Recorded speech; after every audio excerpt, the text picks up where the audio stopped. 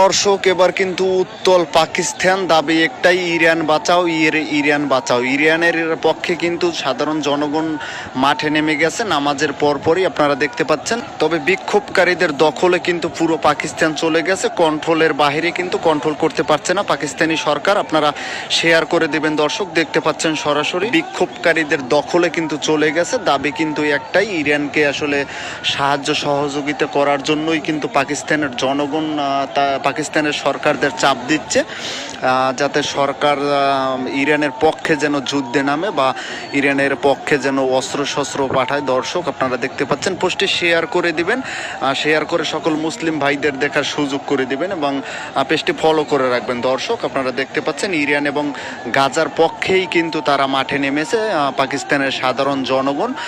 খুবই ভয়াবহ চিত্র, পুরো পাকিস্তানি কিন্তু ব্লক করে দিয়েছে সাধারণ জনগণ। এখানে কিন্তু গাড়ি ঘোড়া কিছুই চলতেছে না, পুরো অবরোধ করে ফেলছে কিন্তু এই সাধারণ জনগণ। দর্শক, আপনারা দেখতে পাচ্ছেন সরাসরি আমাদের পেজে, রাহাত গাজী পেজেই কিন্তু আপনারা দেখতে পাচ্ছেন, ইরানকে বাঁচানোর জন্যই কিন্তু সাধারণ মানুষ কিন্তু রাস্তায় নামছে এবং রাজধানী কিন্তু পুরো দখলে নিয়েছে বিক্ষোভকারীরা।